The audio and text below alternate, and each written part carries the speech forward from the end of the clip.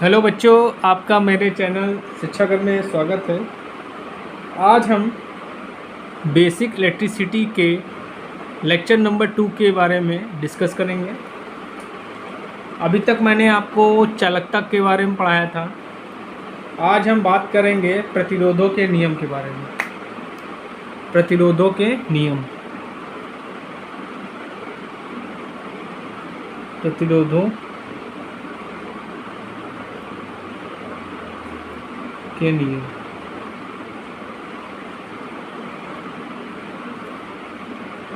प्रतिरोधों के नियम के बारे में बात करेंगे। देखिए, प्रतिरोध जो होता है कुछ पॉइंट्स पे डिपेंड करता है। पहला पॉइंट है, किसी चालक का जो प्रतिरोध होता है वो क्या करता है, चालक की प्रकृति पे डिपेंड करता है। चालक की प्रकृति, चालक की प्रकृति जिसको हम लोग रो बोलते हैं, पर प्रतिरोध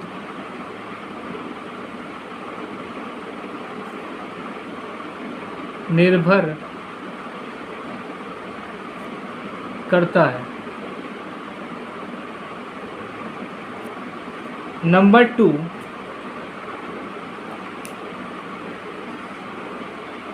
चालक का जो प्रतिरोध होता है वो क्या होता है, टेम्परेचर पे भी निर्भर करता है। क्या लिखेंगे, प्रतिरोध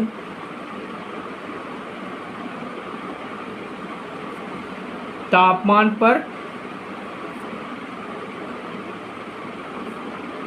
पर निर्भर करता है, निर्भर करता है।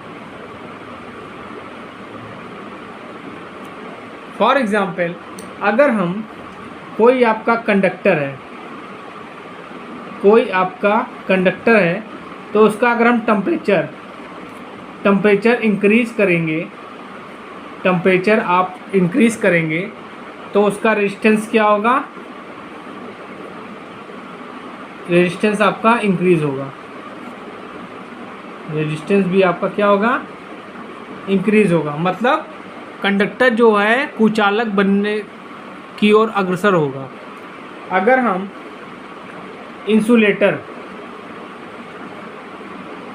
इंसुलेटर का टेम्परेचर हम बढ़ाएंगे तो रेजिस्टेंस क्या होगा बच्चों, घट जाएगा। रेजिस्टेंस क्या होगा आपका, घट जाएगा। ठीक। नंबर 3 पॉइंट है आपका, चालक का प्रतिरोध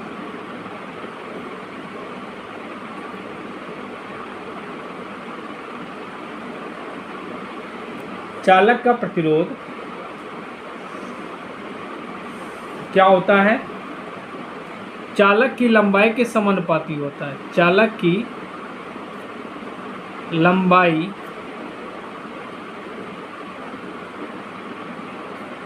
के समानुपाती होता है।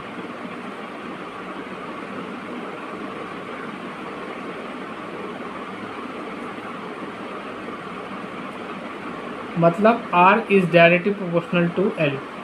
इसको इक्वेशन हम मान लेते हैं 1। चौथा पॉइंट होगा बच्चों,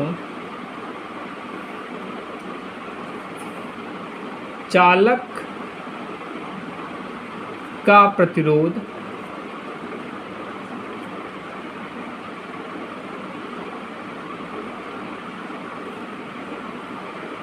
चालक के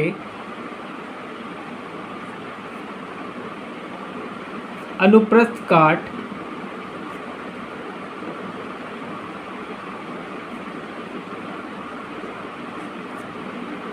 क्षेत्रफल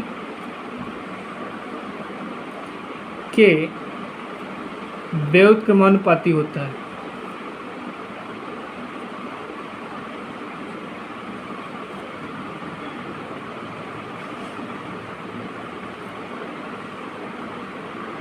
सो क्या कह सकते हैं, R is inversely proportional to A। अब दोनों इक्वेशन को हम क्या करेंगे बच्चों, मर्ज कर देंगे। तो क्या हो जाएगा, इस दोनों इक्वेशन को हम इस तरह लिख सकते हैं, R is directly proportional to L/A। ठीक है। तो बच्चों आपको पता है कि जब हम डायरेक्टली प्रोपोर्शनल का साइन हटाते हैं तो कोई ना कोई कांस्टेंट रख देते हैं। तो इसको हटाएंगे तो यहाँ पे एक कांस्टेंट होगा जिसको हम लोग बोलते हैं rho. R is equal to rho L/A। Rho को बोलते हैं हम लोग बच्चों स्पेसिफिक रेजिस्टेंस। क्या बोलते हैं, स्पेसिफिक रेजिस्टेंस, या और इसको हम रेजिस्टिविटी भी बोलते हैं, रेजिस्टिविटी भी बोलते हैं। ठीक है बच्चों।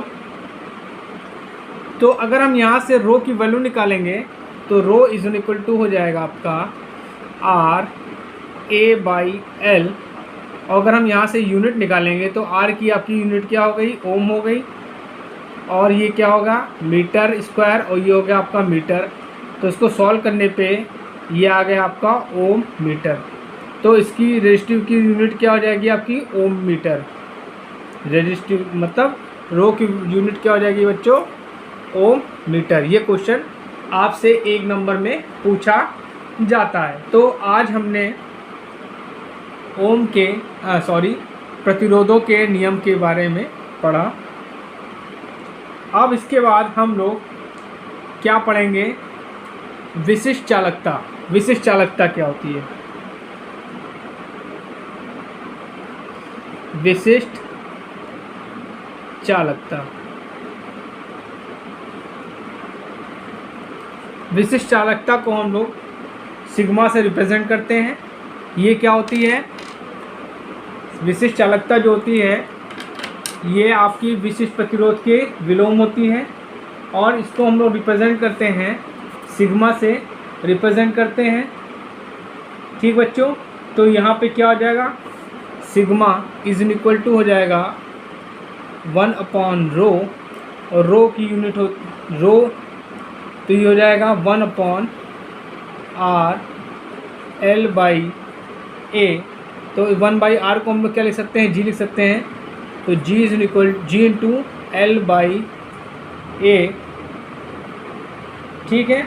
और अगर हम इसकी यूनिट निकालें तो यहाँ से देखिए, इसकी यूनिट हो गई महो, G की यूनिट हो गई महो, और यहाँ पे क्या होगा, L की हो गई मीटर, और की हो गई मीटर स्क्वायर। तो ये कैंसिल हो जाएगा। तो आपकी यूनिट क्या आ गई, महो पर मीटर। महो पर मीटर मतलब आपकी विशिष्ट चालकता की यूनिट क्या आ गई, महो पर मीटर, या कह सकते हैं साइमन पर मीटर। ये दोनों यूनिट इसकी होती है। चलिए आगे पढ़ते हैं। अब बच्चों हम देखेंगे ओम का नियम। ओम लॉ, ओम का नियम।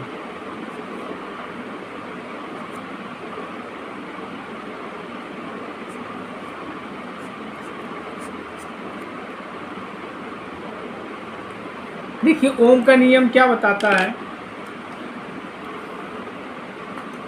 ओम का नियम बताता है कि यदि किसी चालक की भौतिक अवस्थाएं न बदली जाए, यदि किसी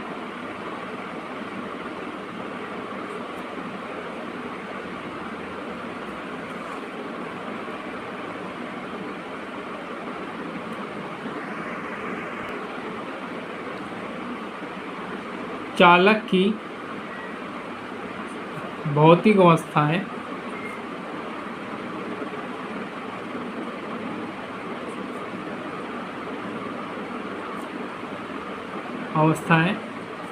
मतलब दाब और ताप, ठीक है, ना बदली जाए, ना बदली जाए,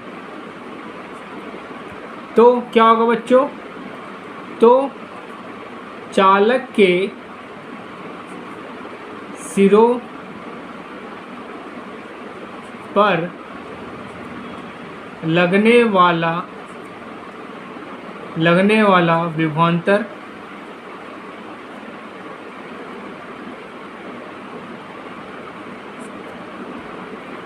तथा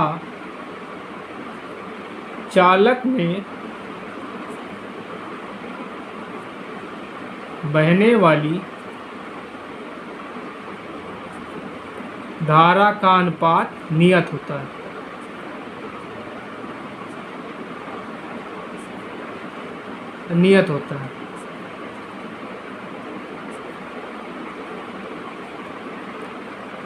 इट मीन्स हम कह सकते हैं कि V/I is in equal to constant. यही ओम्स का नियम है। अब जो ओम का नियम है बच्चों,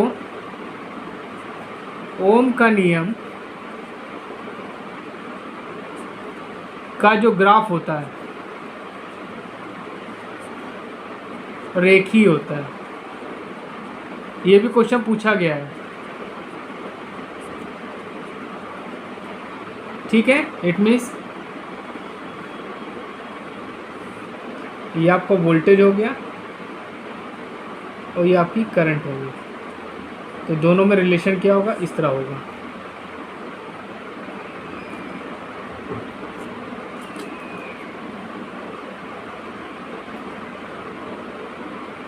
ओम का नियम जो बच्चों होता है,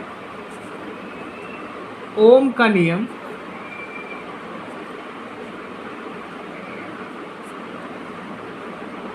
प्रतिरोध,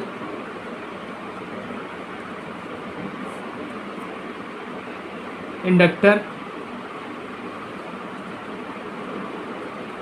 कैपेसिटर पर लागू होता है।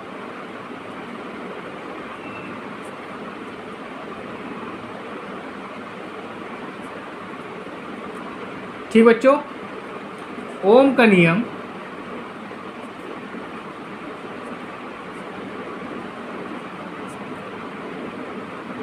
डायोड, ट्रायक, डायक, थारिस्टर, ट्रांजिस्टर, रेक्टिफायर, इन पर लागू नहीं होता है, पर लागू नहीं होता।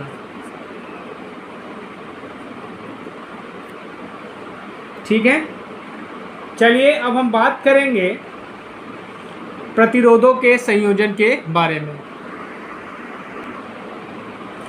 बच्चों, प्रतिरोधों का जो संयोजन होता है वो दो प्रकार का होता है। प्रतिरोधों का संयोजन,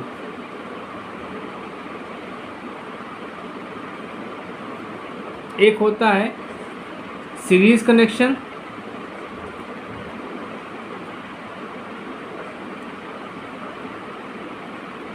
और एक होता है आपका पैरेलल कनेक्शन।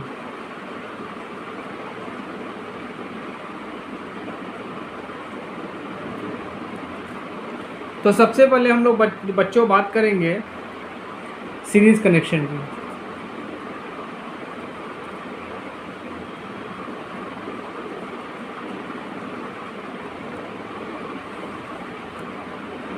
ये आपके 3 रेजिस्टेंस हो गए, पहला रेजिस्टेंस, दूसरा रेजिस्टेंस, तीसरा रेजिस्टेंस,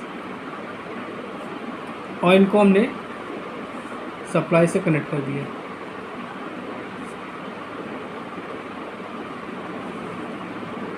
ये आपका वोल्टेज हो गया, ये आपका R1 रेजिस्टेंस, ये आपका R2 रेजिस्टेंस, ये आपका R3 रेजिस्टेंस। तो यहाँ पे हम जो सप्लाई देंगे ये पॉजिटिव टर्मिनल हो गया, ये नेगेटिव, तो करंट फ्लो होगी। करंट फ्लो होने के कारण क्या होगा, ये रेजिस्टेंस जो होगा इसका विरोध करेगा, जिसके कारण क्या होगा, यहाँ पे V1 वोल्टेज ड्रॉप होगा, यहाँ पे V2 वोल्टेज ड्रॉप होगा, और यहाँ पे V3 वोल्टेज ड्रॉप होगा। तो ये आपका जो टोटल वोल्टेज है ये 3 पार्ट में डिवाइड हो जाएगा। इट मीन्स हम इसको लिख सकते हैं V is equal to V1 plus V2 plus V3। अब यहाँ पे ओम्स लॉ के अनुसार जो V की वैल्यू होगी वो क्या होगी, IR होगी। V1 की वैल्यू होगी IR1 होगी। V2 की वैल्यू होगी IR2 होगी और V3 की वैल्यू होगी IR3 होगी। ये वैल्यू उठा के इक्वेशन फर्स्ट में हम पुट कर देंगे। तो पुट करेंगे तो आ जाएगा IR is equal to IR1 IR2 IR3। तो यहाँ से बच्चों देख सकते हैं I कॉमन है, कैंसिल हो जाएगा, तो R इज इक्वल टू क्या हो जाएगा R1 plus R2 plus R3।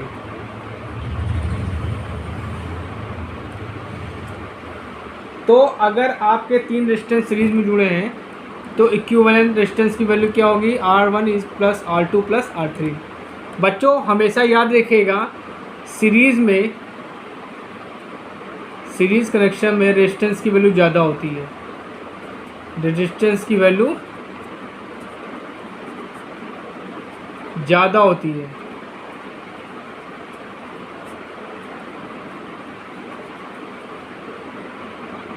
और धारा का मान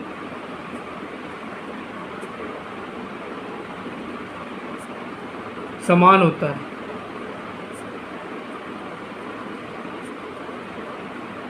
वोल्टेज का मान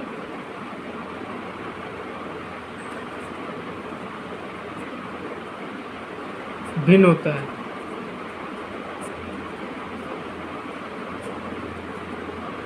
नंबर 3 पॉइंट रखिएगा, अमीटर को हम सीरीज में जोड़ते हैं।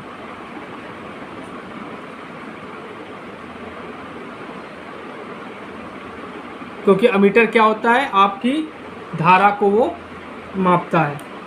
चलिए अब देखते हैं प्रतिरोधों का समांतर संयोजन। अब हम देखते हैं प्रतिरोधों का समांतर संयोजन। मान लेते हैं 3 प्रतिरोध आपके पैरेलल में कनेक्टेड है। ये आपका पहला रेजिस्टेंस हो गया, ये आपका दूसरा रेजिस्टेंस हो गया, ये आपका तीसरा रेजिस्टेंस हो गया और इनको हमने सप्लाई से जोड़ दिया है। ये प्लस हो गया, ये माइनस हो गया, V हो गया, ये R1 हो गया, ये R2 हो गया, ये आपका R3 हो गया। इसमें करंट फ्लो होगी तो यहाँ पे करंट आएगी, यहाँ किरचॉफ का नियम लग जाएगा। तो ये आपकी I1 करंट हो गई, ये आपकी I2 करंट हो गई, ये आपकी I3 करंट हो गई। तो ये करंट आपकी 3 भागों में डिवाइड हो जा रही। तो हम क्या लिख सकते हैं, I is equal to I1 plus I2 plus I3। अब by the Ohm's law V is equal to IR होता है। तो यहाँ से अगर हम I की वैल्यू निकालेंगे तो V बाई R हो जाएगा, I1 की वैल्यू निकालेंगे तो V बाई R1 होगा, I2 की वैल्यू निकालेंगे तो V बाई R2 होगा और I3 की वैल्यू निकालेंगे तो V बाई R3 होगा। तो ये वैल्यू उठा के कहाँ रख देंगे, इक्वेशन फर्स्ट में हम रख देंगे। तो रखते हैं बच्चों, तो रखेंगे तो V upon R, V upon R1, V upon R2, V upon R3। V cancel हो जाएगा तो इक्विवेलेंट रेजिस्टेंस की वैल्यू क्या आ जाएगी, 1 upon R1 plus 1 upon R2 plus 1 upon R3। बच्चों कुछ बात याद रखिएगा,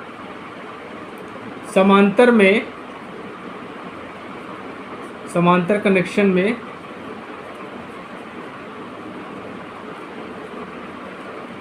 वोल्टेज का मान समान रहता है। वोल्टेज का मान समान होता है।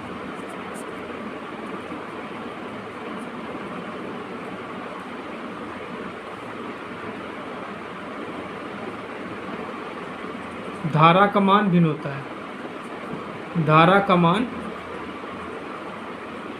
भिन्न होता है।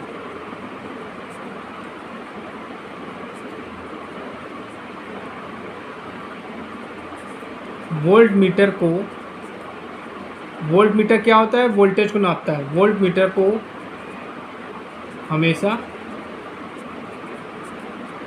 समांतर में जोड़ते हैं। ठीक बच्चों, जहाँ पे हमको वोल्टेज समान चाहिए होता है वहाँ पे हम पैरेलल कनेक्शन करते हैं, और जहाँ पे हमको धारा की वैल्यू ज़्यादा चाहिए होती है वहाँ पे हम सीरीज कनेक्शन का प्रयोग करते हैं। नेक्स्ट लेक्चर में बच्चों आपको हम किरचॉफ के नियम और से रिलेटेड नियम बताएंगे। अगर आपको मेरे द्वारा बनाया गया वीडियो समझ में आता है तो प्लीज़ मेरे चैनल को लाइक, शेयर एंड सब्सक्राइब जरूर करिए, जिससे मैं आप लोगों के लिए और अच्छे अच्छे वीडियोस बना सकूं और मेरा मनोबल बढ़ता रहे। Thank you.